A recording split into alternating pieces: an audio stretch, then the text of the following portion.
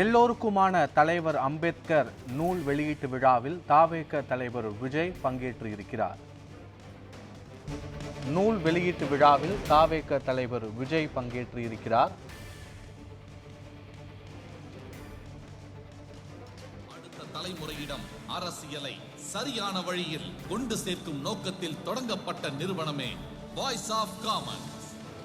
இதை நிறுவியவர் தமிழகத்தின் தேர்தல் அரசியல் ஆய்வாளரான ஆதவ் அர்ஜுனா. எளிய விவசாய குடும்பத்தில் பிறந்த இவர் 5 வயதிலேயே பெற்றோரை இழந்தார். கூடைப்பந்து விளை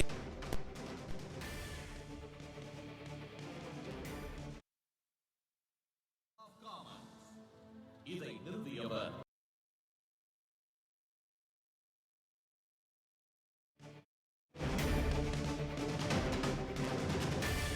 ஆழ்ந்து படித்தார்.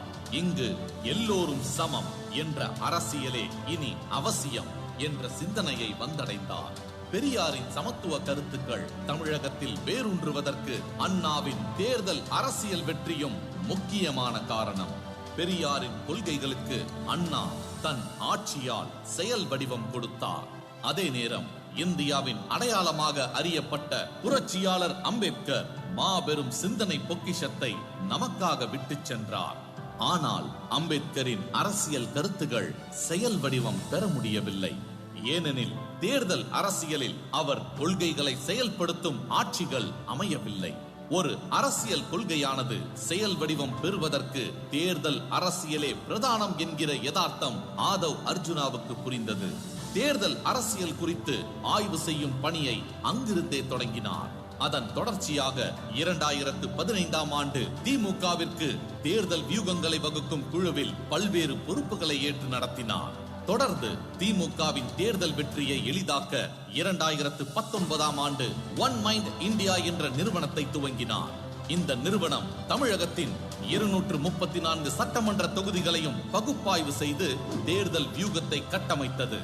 திமுகவுக்கான தேர்தல் உத்திகளை நவீனப்படுத்தவும் புதிய உத்திகளை மேற்கொள்ளவும் ஐபாக் நிறுவனத்தின் தலைவராக இருந்த பிரசாந்த் கிஷோரை அழைத்து வந்தவர் ஆதவ் அர்ஜுனா. அவருடன் இணைந்து 2021ஆம் ஆண்டு தேர்தல் களத்தில் முக்கிய பங்காற்றியவர் ஆதவ். சட்டமன்ற தேர்தலில் திமுக வெற்றி பெற்றது. அதன்பின் அடித்தட்டு மக்களுக்கும் அரசியல் அதிகாரத்தை பகிர்ந்து கொடுத்து ஏற்றத்தாழ்வு இல்லாத சமத்துவ சமுதாயத்தை உருவாக்கும் நோக்கத்தில் ஒன் மைண்ட் இந்தியா நிறுவனமானது வாய்ஸ் ஆஃப் காமன்ஸ் என்ற மக்கள் இயக்கமாக உருவெடுத்தது.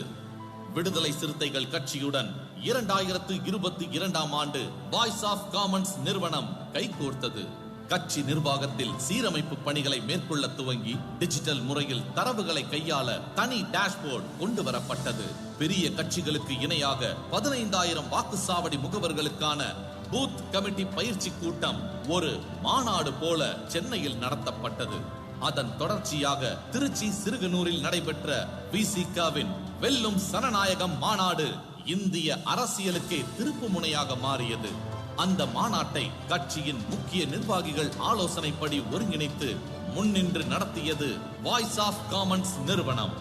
2024ஆம் ஆண்டு நாடாளுமன்ற தேர்தலில் டிஜிட்டல் வடிவ பிரச்சாரத்திற்கு அடித்தளமிட்ட வாய்ஸ் ஆஃப் காமன்ஸ் முதல் முறையாக QR கோட் வடிவ பிரச்சார யுத்தியை தேர்தல் களத்தில் அறிமுகம் செய்தது. சமீபத்தில் கள்ளக்குறிச்சியில் நடந்த கள்ளச்சாராய மரணத்திற்கு பிறகு போதைக்கு எதிரான பிரச்சார இயக்கத்தை முன்னின்று நடத்தி வருகிறது வாய்ஸ் ஆஃப் காமன்ஸ். அதன் ஒரு பகுதியாக விடுதலை சிறுத்தைகள் கட்சி சார்பில் உளுந்தூர்பேட்டையில் நடந்த மது ஒழிப்பு மாநாடு கட்சியின் மூத்த நூல் வெளியீட்டு விழா சென்னையில் பிரம்மாண்டமாக நடைபெற்று வருகிறது. இதில் தவேக தலைவர் முதன்முறையாக பொது நிகழ்வில் கலந்து கொண்டிருக்கிறார். முழுமையான விவரங்களை வழங்குவதற்காக எமது செய்தியாளர் லக்ஷ்மணன் இணைகிறார். லக்ஷ்மணன், விவரங்கள் என்ன? கண்டிப்பாக பத்மநாபன், சென்னை நந்தம்பாக்கத்தில் உள்ள ட்ரேட் சென்டரில் தனியார் நிறுவனத்தில் தற்போது தனியார் நிறுவனம் சார்பில் எல்லோருக்குமான தலைவர் அம்பேத்கர் என்ற நூல் வெளியீட்டு விழாவானது தற்போது தொடங்கி நடைபெற்று வருகிறது. இந்த நிகழ்வில் பார்த்தோம் என்றால் தமிழக வெற்றி கழகத்தின் தலைவர் விஜய் கலந்து கொண்டு முதல் நூலினை வெளியிட்டிருக்கிறார். இந்த நூலின் பொறுத்தவரையுமே சென்னை உயர்நீதிமன்ற முன்னாள் நீதிபதி சந்துரு தற்போது பெற்றுக்கொள்ள இருக்கிறார். குறிப்பாக தொடர்ந்து பார்த்தோம் என்றால் விஜய் அந்த புத்தகத்தை வெளியிட்ட பிறகு தொடர்ந்து கிட்டத்தட்ட ஒரு மணி நேரத்திற்கு சிறப்புரையாற்ற உள்ளதாகவும் தற்போது கூறப்பட்டிருக்கிறது. இந்த நிகழ்ச்சி பொறுத்தவரையுமே தற்போது 500க்கும் மேற்பட்ட நபர்கள் மட்டுமல்லாமல் 1000க்கும் மேற்பட்ட நபர்கள் இந்த நிகழ்ச்சியில் கலந்து கொண்டுள்ளனர். முதல் நிகழ்ச்சியாக பார்த்தோம் என்றால் தற்பொழுது சிறப்புரையானது தற்போது நடைபெற உள்ளது. குறிப்பாக எல்லா நிகழ்ச்சியும் நடைபெறுமாறு தமிழ்தாய் வாழ்த்துடன் இந்த நிகழ்ச்சியானது தற்போது தொடங்கி நடைபெற்று வருகிறது. இன்னும் ஒரு மணி நேரத்தில் தமிழக வெற்றி கழகத்தின் தலைவர் விஜய் இந்த சிறப்புரையாற்ற உள்ளார். இந்த பொன்னும்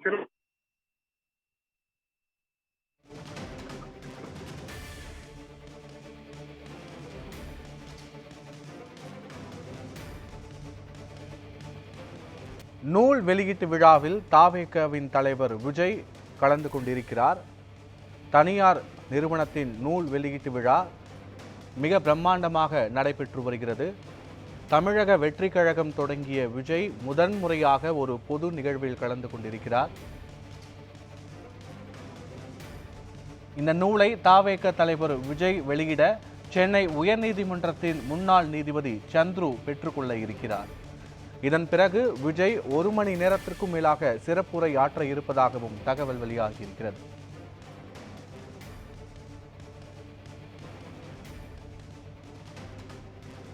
நூல் வெளியீட்டு விழாவில் தமிழக வெற்றி கழகத்தின் தலைவர் விஜய் சிறப்புரையாற்ற இருப்பதாக தகவல் வெளியாகியிருக்கிறது. இந்த நூல் வெளியீட்டு விழாவில் விசிக துணை பொதுச் செயலாளர் ஆதவ் அர்ஜுனா உள்ளிட்ட முக்கிய தலைவர்களும் பங்கேற்றிருக்கிறார்கள்.